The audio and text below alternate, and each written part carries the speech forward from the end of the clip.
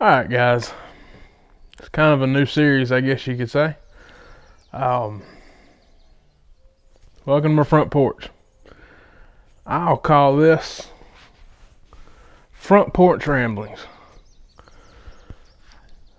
Yep. Just got done with the bike ride. Got a couple miles in with it. And then got off the bike, put it up. I walked 2 more miles. I got a long ways to go, or left to go, on my weight loss, as y'all can see. I had a friend of mine ask me one time why I got into homesteading. Why homesteading? A few years ago, we had our first son. Got 2 boys. Had our first son. I tell you what, having kids and learning to raise them, or learning to take care of them, really. Coming up on 7 years ago, we had our first son. We got 2 little boys. Like I said earlier, a 7-year-old. He's about to be 7. He'll be 7 in August. And he'll be 2 years old in September. So, well, my friend asked me what got us into homesteading, or wanting to homestead, or farming, or hobby farming, anything like that. We came about it in a I think a way that probably a third, maybe a quarter of folks nowadays do. That's, first generation farmers, or homesteaders. And we were preppers. My wife and I were preppers. And not the weird preppers and stuff you see on TV, or you think's waiting on North Korea to launch a nuke at us, or anything like that. It's where I grew up has been hit by 2 F5 tornadoes. I grew up between Hueytown and Oak Grove. Granddad lived in Oak Grove. Got hit by the April 8th, 98 tornado. In that area, shoot, even the town just next to it that I was living in, you couldn't get to it. We were out of power for a week. Helping my granddad with his house. It was a total loss. And then, the year after we had my oldest son, the one that's chicken pastures in the back, the year after we had him, we had an F5 tornado that's, I guess you could say, pretty infamous. April 27th, 2011, we lived in Concord, Alabama. And that's the tornado that came from Tuscaloosa, the University of Tuscaloosa, up through Concord, hit Pleasant Grove real hard, then went up north of Birmingham. And we were at my parents' house when that came through. The edge of that tornado, the path of destruction on that tornado was about 250 yards off our front porch. Got my uncle's house. Got a bunch of friends' houses. Lost a couple friends in that one. But we had an infant. We had an infant when that happened, and we couldn't get to our house for 4 or 5 days. Even when we did, everybody was out of power for a week. That area was out of power for almost 2 weeks. And my wife and I were in our early 20s. We had a little guy. Peyton was just probably 8-9 months old. And that's about the time we started prepping. We and it wasn't overboard. We didn't put a bomb shelter in the back. We We didn't sink any Connex boxes and make bunkers and stuff. No, what we did was we made sure we were going to be able to take care of ourselves and what we had. Take care of my wife, take care of my children, and that's what started us. Not long after that, we had a break-in that guy had just left out the back door when I brought my son in. That was in October the next year. That break-in and how close it was to it, or how close the guy was with us and stuff, that was the first time I got into guns. I am a gun nut. And when I say gun nut, I have a couple. I don't have one of everything. I don't have 4 safes full. I'm not a collector.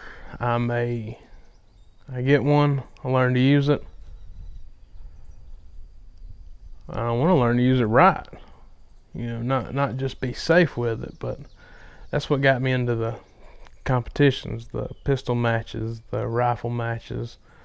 Another part of this channel that'll come up later is I reload because of competition shooting.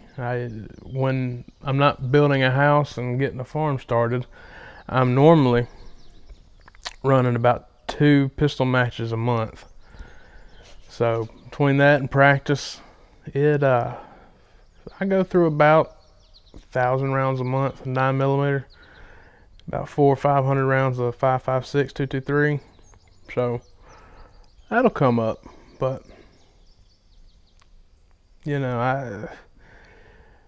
all of this homesteading, it all revolves around basically one principle: taking care of me and mine.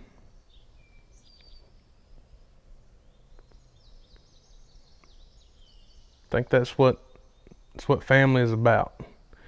It's not just providing them with money, providing them with going and getting a job, going and getting a career to pad a bank account.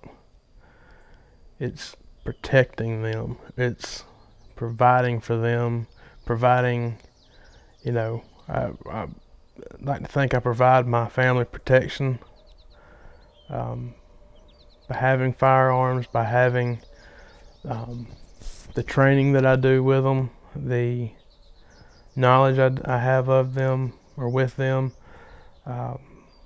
Provide my family food.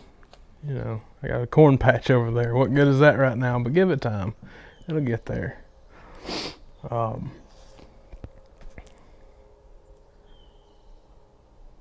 that's what the family unit is about. Is having a mother and a father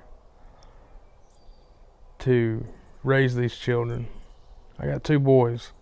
That's just part of what I want to pass on to them is how to protect themselves, how to protect their family, how to raise food for the family, where food comes from. I'm a technical person. I work in a technical field. Used to be a diesel mechanic, used to be a transmission mechanic. I like working with my hands, but that's something else I also want to pass on to my children is,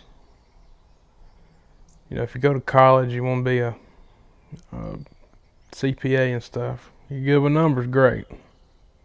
But if anything ever happens, you got to learn a skill, got to learn a trade. I no longer do mechanics, but it's something that I still have in my toolbox. I still play with my old tractors, new tractor. I don't drive a brand new truck. The thing needs to be fixed, and if I had to rely on somebody else to fix it, I'd go broke. So I keep with it. Anyway, I'm just rambling. That's all this series is. It's just me rambling. So on the front porch, we're gonna call it Front Porch Ramblins. So it's hot in Alabama. A friend of mine asked me today if I'd rather be cold or hot, and I said I'd rather be hot. I like to sweat. I like to get out and work. You know, it may be weird coming from him because I'm a big old guy, but I love the sweat, love the heat. Yeah, I can put on more layers in the cold, but can I move around? Can I do anything in those layers? If I look like Stay Puft Marshmallow Man already, but you know, if I add more layers and I become more cushiony, what can I do? I can't slide up under a truck. I mean, I guess if I trip and fall over, I'd be more protected, but anyway.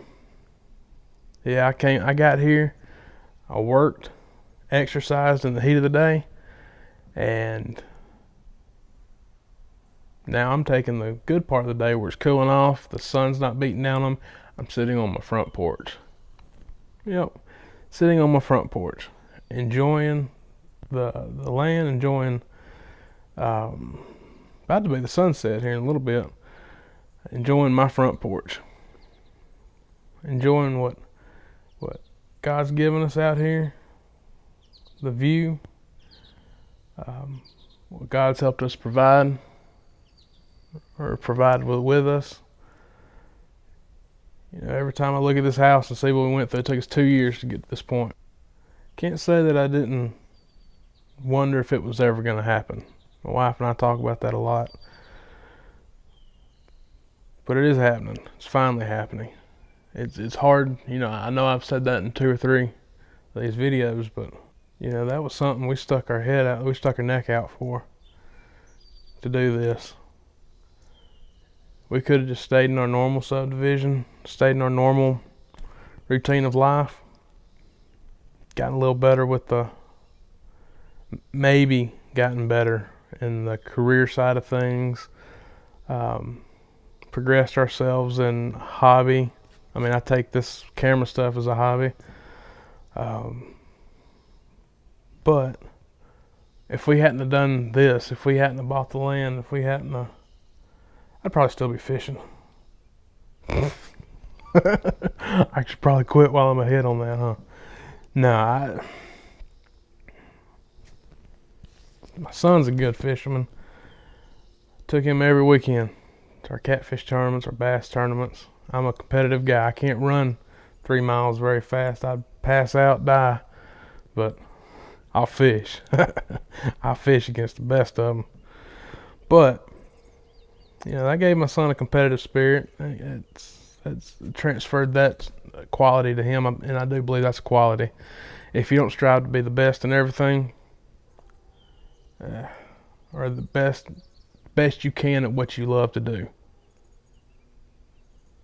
what are you doing it for? I enjoy fishing. I look at somebody else's fish and, you know, you can say it or not, but if I bass fish my whole life, or if I bass fish 4 or 5 years, biggest fish I've ever caught was a 3-pounder in the same body of water. Every time I get up on the ramp to pull my boat out, somebody's got a 8, 10-pounder, 11-pounder, or you see the same person in a tournament pulling 7s and 8s out of the live well. Same with catfishing. When I first started catfishing, it was, you know, we do like what everybody thinks, fish on the bottom, stink bait or chicken liver or something. You catch a bunch of these little 3 to 5 pounders, every now and then 10, 15 pounder, but you start seeing on Facebook, or you start seeing on friends and stuff pulling out these 20, 30 pounders, and it seems like every time they go, they get a 30 pounder. What am I doing different? So you learn about it, go out and you apply those skills that you learn, that you read up on, and next thing you know, a couple trips in, you got that 25, 30 pounder. But then you find out there's some big ones in here. But it's every couple of trips. It's not every trip you get out there and you do good. You want to get better? Go compete against people. Go out there and put your skills up against theirs. Whether it's pistol shooting or catfishing or bass fishing, or I don't care if you take a lamb or a pumpkin out to the state fair. compete against people. You'll meet people. You'll meet great people. Every field you're in, you'll meet great people. You'll learn from them. You'll learn from your mistakes. You'll get out. You'll see different situations and different scenarios for certain things, whether it's fishing, you got weather, you've got water conditions, it's pistol shooting, you've got more of your body to contend with, your sight picture, your ammo, I guess, for the day. Sometimes it's messed up for people, but you know, you really want to learn it good, get out and compete. Get out and compete. And that's one of the qualities I'm glad I transferred to my son. I mean, he tries to race me up the front door every time we get anywhere, whether it's the grocery store or our house or whatever. Cool. He wins all the time because he's 70 pounds and I'm a lot more. So, but that's why we're here. That's why I'm here. That's why my wife and I stuck our necks out to do this, so we can provide for us and our family, so we can raise our kids.